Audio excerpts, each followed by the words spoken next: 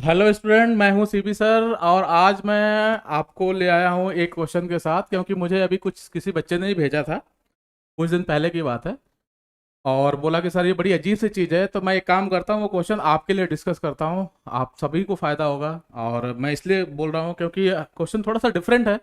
देख के भी लगता है कि यार ये क्या है, कुछ भी डाल दिया इन लोगों ने। तो पहले आप भी देखो, एक बार आप एंजॉय करो, फिर हम उसका सोल्यूशन देखेंगे। क्वेश्चन कुछ इस टाइप से है कि एक पार्टिकल की वेलोसिटी का वेक्टर दे रखा है कुछ इस टाइप से।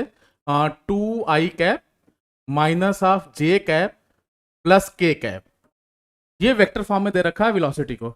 और उसने बोला कि पार्टिकल का एक्सेलरेशन भी दे रखा है, और पार्टिकल का एक्सेलरेशन कुछ इस टाइप से है। I cap plus 3j cap minus of k cap. Right.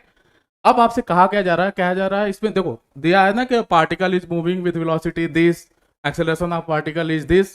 और तुम्हें पूछा क्या है, पूछा है you have to find out d of mod v upon d t की वैल्यू क्या होगी। ये आपका क्वेश्चन है। थोड़ा सा वर्ड अलग अलग हो सकते हैं, मतलब वर्डिंग अलग है, पर मैंने आपको मोटा मोटा इसका ब्रीफ किया कि ये वेलोसिटी है, ये एक्सेलरेशन है, और you have to find out d of mod v by d t. अब मॉड वी क्या चीज़ होता है, तो आपको पता है कि मॉड जैसे ही लग जाता है वो मैग्नीट्यूड को रिप्रेजेंट करता है। और वेलोसिटी का मैग्नीट्यूड किसी भी मोमेंट पे उस टाइम पे उसकी स्पीड को दिखाता है। मैग्नीट्यूड है यहाँ पे जो वेलोसिटी है, अगर इसका हम मैग्नीट्यूड निकालेंगे तो वो एक कांस्टेंट वैल्यू आएगी। कांस्टेंट वैल्यू को जब हम डिफरेंशिएट करते हैं तो वो जीरो आ जाता है। मैथ तो यही कहती है कि अगर कोई भी कांस्टेंट है उसको हम किसी वेरिएबल के रेस्पेक्ट में डिफरेंशिएट करेंगे तो जीरो हो जाएगा। मतलब सारी मैथ फेल।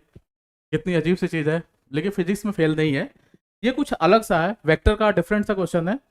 तो आप लोग सोचो, मैं सोच के बता रहा हूँ, बाद में मिला लेंगे, ठीक है। तो देखते हैं कि क्या है इसमें। तो देखो इसमें दिया है वेलोसिटी क्या है और एक्सेलरेशन क्या है। D of mod v by d T जो है ना, एक्चुअल में होता क्या है, इसको हम बोलते हैं rate of change of speed. Rate of change of speed का क्या मतलब है, तो स्पीड में मैग्नीट्यूड है। मैग्नीट्यूड टाइम के साथ अगर चेंज हो रहा है, बदल रहा है, तो वो किस रेट से चेंज हो रहा है वो हमें पता करना है। तो कहोगे सर ये तो वेलोसिटी को चेंज करने वाला एक्सेलरेशन ही होता था। बिल्कुल सही बात है, ये भी एक तरह का एक्सेलरेशन ही है। तो मैं थोड़ा सा याद दिला देता हूँ। सर्कुलर मोशन अगर आपने पढ़ा होगा, सर्कुलर मोशन में दो तरह के एक्सेलरेशन होते थे। एक होता है सेंट्रीपिटल एक्सेलरेशन और एक होता है टेंजेंशियल एक्सेलरेशन। सेंट्रीपिटल एक्सेलरेशन जो होता है वो वेलोसिटी का डायरेक्शन बदलता है। मतलब एक तरह से ये कह सकते हो कि वेलोसिटी पार्टिकल को ना सर्कुलर मोशन में चलाता है, ठीक है। और जो टेंजेंशियल एक्सेलरेशन होता है वो वेलोसिटी का मैग्नीट्यूड बदलता है। एक तरह से ऐसे सिंपल भाषा में अगर ये कहोगे कहोगे कि वो स्पीड को बदलता है। तो तुम्हें जानते हो ये क्या चीज है, ये एक्चुअल में वही है, टेंजेंशियल एक्सेलरेशन है।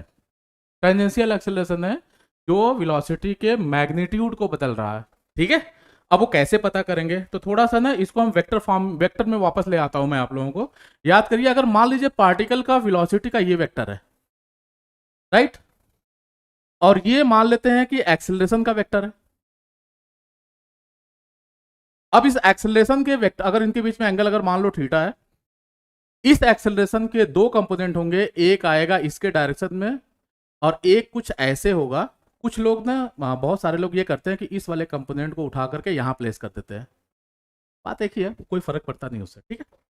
एक बात बताओ बच्चे, ध्यान से देखो, ये वाला जो एक्सेलरेशन का कंपोनेंट है और ये वाला जो कंपोनेंट है, इनमें डिफरेंस क्या है। ये वाला जो कंपोनेंट है वो वेलोसिटी के डायरेक्शन में है, ठीक है।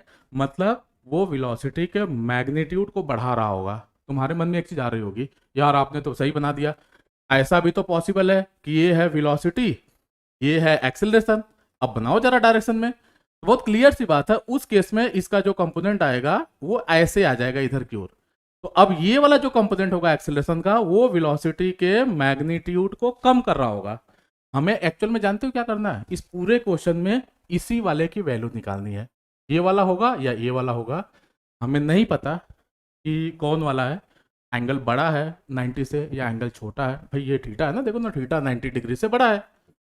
यहाँ पे एक्सेलरेशन का जो कंपोनेंट होगा वेलोसिटी के मैग्नीट्यूड को घटाएगा। मतलब D of mod v by d T जो होगा नेगेटिव वैल्यू होगी, रिटार्डेशन का काम करेगा। यहाँ पे जो एक्सेलरेशन का कंपोनेंट होगा वो वेलोसिटी के मैग्नीट्यूड को बढ़ाएगा। मतलब D of mod v by d T जो होगा वो पॉजिटिव वैल्यू होगी। मतलब यहाँ पे एक्सेलरेशन का काम करेगा, यहाँ पे ब्रेकर, ब्रेकर भी ये आता ना, जो स्पीड घटाता है, मतलब ब्रेक लग रहा है, ठीक है ना, तो वो भी एक तरह का एक्सेलरेशन होता है जिसको हम नेगेटिव की तरह ट्रीट करते हैं, राइट। अब बात आती है कि ये वैल्यू कैसे निकालें। तो बच्चों को याद होगा आप लोगों को कि जब हम वेक्टर पढ़ते थे तो उसमें डॉट प्रोडक्ट पढ़ते थे, कुछ याद आया? और हम कुछ ऐसे पढ़ते थे, A vector dot B vector is equal to mod of vector A mod of vector B into cos theta. ये फॉर्मूला होता था, कुछ ऐसा होता था बच्चे। हाँ, ये है वेक्टर ए, ये है वेक्टर बी, ये एंगल है थीटा, बी का ये वाला कंपोनेंट जो होता था वो mod of vector b cos theta होता था। एक बात बताओ, ये mod of b cos theta b का वही कंपोनेंट तो है जो ए के डायरेक्शन में है। Mod of b cos theta क्या है? ये वही कंपोनेंट है ना जो ए के डायरेक्शन में, हमें यही तो चाहिए। तो एक्चुअल में हमें यहाँ पे क्या चाहिए?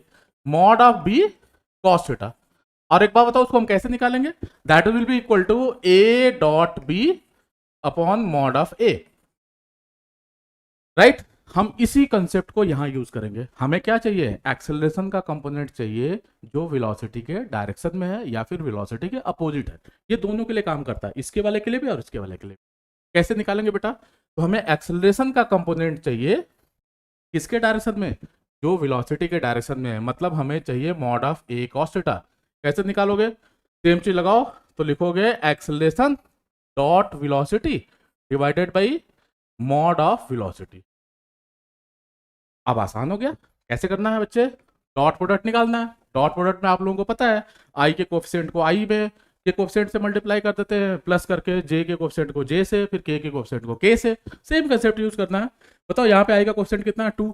यहाँ पे आई का कोफिशिएंट कितना है? 1। तो क्या लिखोगे बेटा?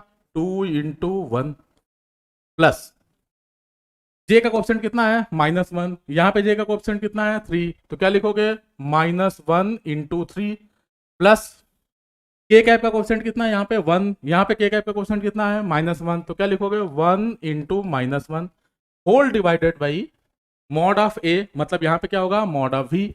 बताओ, वेलोसिटी का मैग्नीट्यूड लिखना है। याद करो, किसी भी वेक्टर का मैग्नीट्यूड कैसे निकालते हैं? ऐसे वाला साइन लगाते हैं, इसको बोलते हैं रूट। ठीक है, मैथ वाले सर बताए होंगे, वैसे तो बड़ा बचपन से ही पढ़ते आ रहे हो।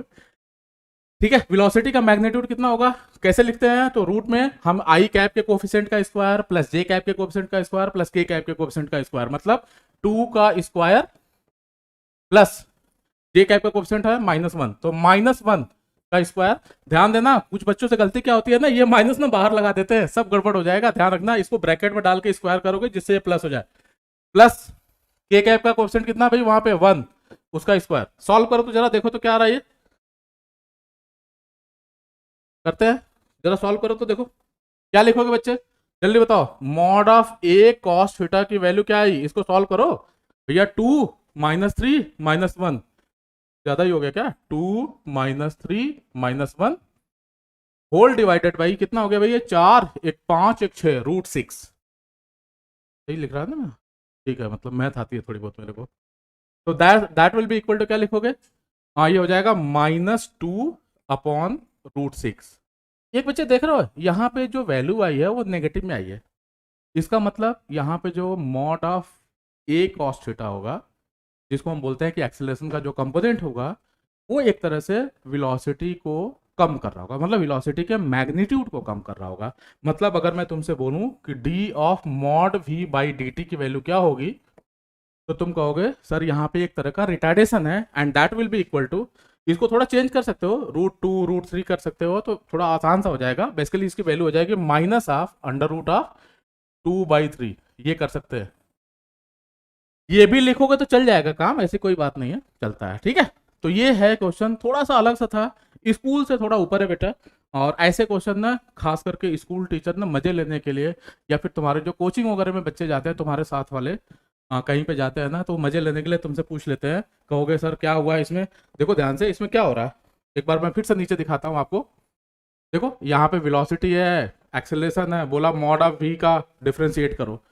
डिफरेंशिएशन वो भी मॉड वी का। अरे जैसे इसका मैग्नीट्यूड निकालोगे कांस्टेंट वैल्यू आएगी, उसको डिफरेंशिएट करोगे 0 हो जाएगा। ये तो सिंपल थिंकिंग है, लेकिन भाई है ना, हमें सिंपल थिंकिंग से काम तो चलेगा नहीं। हमें एंट्रेंस क्वालिफाई करना है, तो हमें थोड़ा सा अलग सोचना पड़ेगा। ठीक है, फिर मिलते हैं हम अगले वीडियो में, right? Okay, thank you so much.